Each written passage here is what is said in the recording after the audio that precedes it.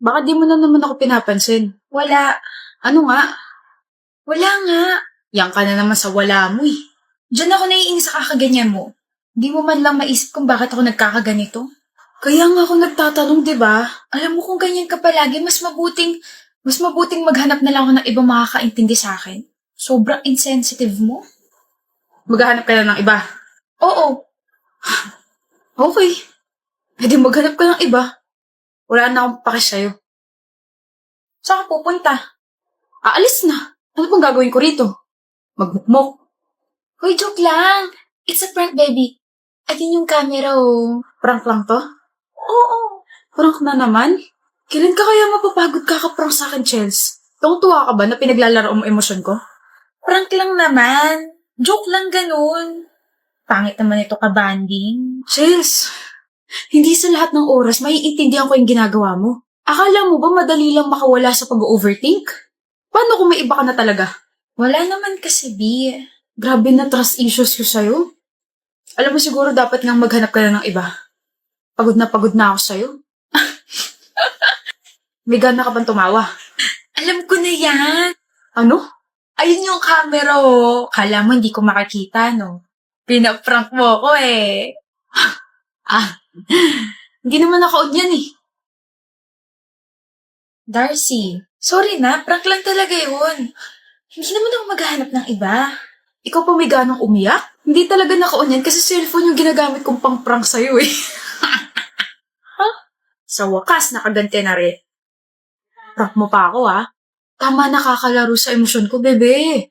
Last na yung kanina. Pag inulit mo pa yun, ay, naku talaga.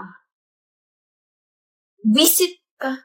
Ikaw na una, tapos ako pa buwisit? Grabe talaga.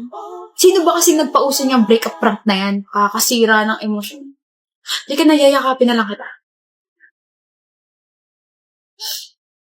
Buti nagpakita ka na sa amin, Ishi, no? Sorry, naging busy lang talaga. Grabe ka, pinsan. Isang taong ka rin walang paramdam. Kahit sa mga family gatherings, hindi ka umaattend. Kahit sa mga chats namin, hindi ka nagre-reply. Tapos bihira ka lang namin makita mag-post sa social media. Huy, pero I miss you, ha? My favorite cousin is finally here. Bakit ba kasi hindi ka nagparamdam? Ako. Alam ko na kung bakit, Ishi.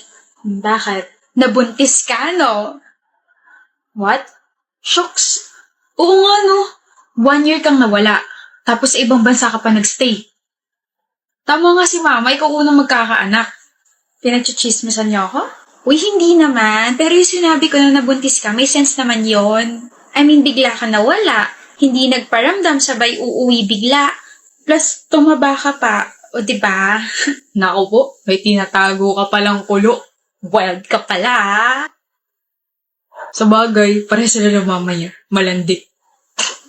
Joke. Uy, tumatawa. Totoo hula namin, no? You guys are freaking dumb. Nuraw? Dump daw. Hindi ako nabuntis. Ano ba kayo?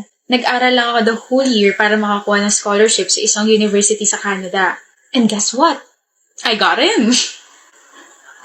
Ang galing mo naman. Oh, bakit parang di na kayo makatingin sa akin?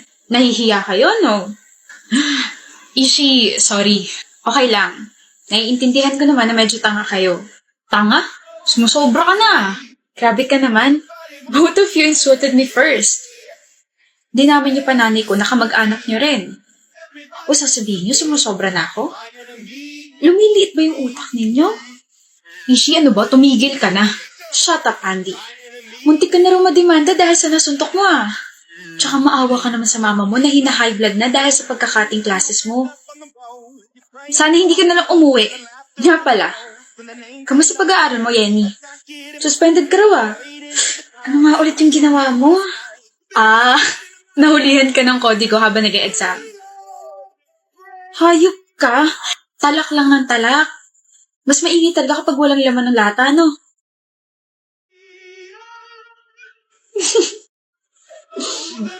Galing lang ibang bansa, yabang na. She's so annoying. Plastic pa. Para sa'yo. Ano to? I wrote that letter for you. Basahin mo. Mahaba yan and I poured my heart out sa letter na yan. Wala akong panahon para sa kalandian mo. Tigilan mo ko. Bawal ka umiyak. You're strong, Madel. Happy birthday, Andy. Para sa'yo. I baked this bento cake. Happy birthday. Baka may lason to, ah. Huh? Wala. Baka lang naman kasi ilang beses na kitang nire-reject. Walang lason yan. Bakit mo ginawa yun? Kaparehas mo tong cake sa sahig. Madaling sirain. Bawal ka umiyak. Bawal ka umiyak. Why can't you like me back? Kahit konting percent lang, kinamumuhian kita. I hate your presence. Habol ka ng habol? I just like you so much, Andy. Di kita gusto. Ayoko mapalapit ka sa akin dahil baka pagtawanan ako ng mga kaibigan ko. You're not even popular. Alam mo ba kung anong nickname na binigay nila sa'yo? Andy Stale. You are Andy Stale. Andy Stale. Magdadalawang buwan ka na hindi hinahabol ni Madela. Di ka na niya gusto, pre. Wala nang maghahabol sa'yo. Tigilan mo nga ako. May gusto pa rin sa akin yun. Okay. Madel. Pwede mo ba akong i-bake ulit ng cake? Naku, curious kasi ako sa lasa nun eh. Huh? Sulatan mo ulit ako ng letter. I'll read it this time. Nagpapatawa ka ba? Okay. I'm sorry if I was harsh to you. I'm sorry kung nasaktan kita. Mali ako. I guess, namimiss ko lang yung kakulitan mo. Pero I just want you to know na I like you. Mali ka, Andy. Namimiss mo lang na may naghahabol sa'yo. What? Sa lahat ng mga babaeng nagkagusto sa'yo, ako lang ang naghabol at tumagal ng 2 years, diba? Nang tumigil na ako, wala ka na maipagmayabang na may naghahabol sa'yo. Madel. You don't like me. You just like being chased and you just like the thrill. Dahil doon nagiging kadiri ka. Kala ko mauuto ka na.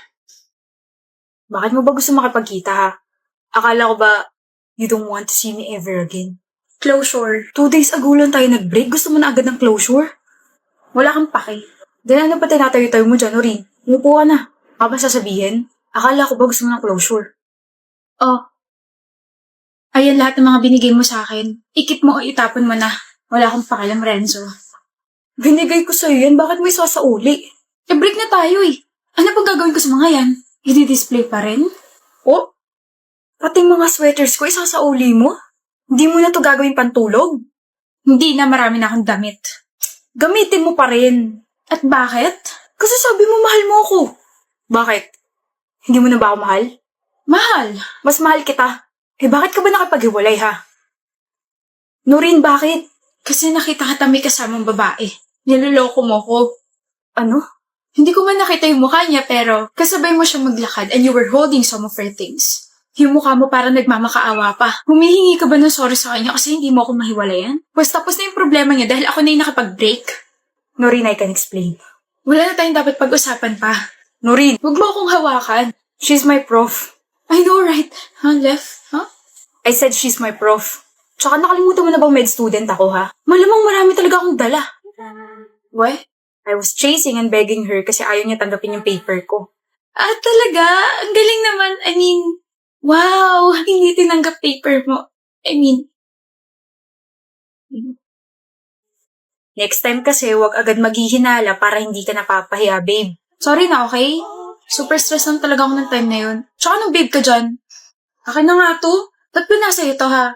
Sa akin to mga to. Binigay mo to. I hope may natutunan ka ngayon. Meron. Hindi lahat ng closure na uuwi sa pagka-close na relasyon. Yung iba nagkakabalikan. Hindi ka na, kain na tayo. Gutom na ako eh. Oh, yung ulo ko. Pabuti na lang at mahabang pasensya ko, Lord. Ngayon lang kita nakita rito sa department namin. I'm Kara. Dennis. Ang pogi mo. May girlfriend ka? I just wanna make sure kasi crush na yata kita. Wala. Sure ka? Baka mamaya may sumabunot bigla sa akin or biglang may mag-DM sa akin na you don't know me but I know Dennis. We've been in a relationship for... Never pa ako nagkaka-girlfriend. Ako pwede mo ako maging girlfriend. I mean, crush. No thanks. Nga pala, baka isipin mo kasi interesado ako sa'yo. I'm just being honest. May charger ka ba? Meron, Type-C ba? Sakto lobat kasi ako. Na-lobat first sight sa'yo. Kung hindi ka naniniwala sa love at first sight, sa second sight, third sight, fourth sight, fifth sight, Hindi ako naniniwala sa love. sa crush. Naniniwala ka bang crush kita? Crush kasi na papugyan ka sa akin. Lilipas din yan. Kung ako sa'yo, huwag mo na sayangin yung oras mo sa akin, miss. Iba na lang yung kulitin mo. Ano yan? Ba't may sugat ka sa tuhod? Wala na tapilok. Just mind your own business, miss. Band-aid. Di ko kailangan yan. Kapag nalagyan niya ng infection, sisisihin ko sarili ko kasi hindi mo yan natapalan ng band-aid kahit inalok kita. Umuulan. Hi, Dennis. Wala akong payong kaya huwag ka na umasang sasabayan kita, miss. So kung may payong ka, maisasabay mo ko? Hindi. Susungitan kita hanggang sa ma-turn off ka sa akin. I told you, lilipas din yan. Alam mo, kahit sungitan mo ako, ang gwapo mo pa rin. Pero sorry ka kasi hindi naman yun yung dahilan kung bakit crush na crush kita. Crush kita kasi nakita kitang sinagip mo yung kuting na muntik na masagasaan last month. So I therefore conclude na you are a very, very kind person. O payong, ingat ka sa pag-uwi mo. Paano ka? Oh, I have extra. Nagdadala talaga ako ng isa pa just in case na may friend or kakilala akong walang dalang payong. Huwag mo na isa sa oli sa akin to maulan na sa mga susunod na araw, next week, next month, next year, and next year. Bye, Dennis! See you tomorrow! Good morning, Dennis. Kumain ka na ba? Hindi ako gutom, miss. Hala, hindi ka ba nagpa-breakfast? Here, take my sandwich. Ayoko. Kapag nag-collapse ka, sisisihin ko sarili ko kasi hindi ka kumain kahit inalok kita. Hilig mo mang guilt trip, no? Kainin mo na to and take this bottled water. Hindi ko pa naiinom yan. Paano ka? Alam mo, kahit ang sungit mo sa akin, naiisip mo pa rin talaga ako, no? Akin na nga yan. Ewan ko sa'yo. Progress tawag dyan. I feel like you're starting to trust me na. Thank you, Dennis.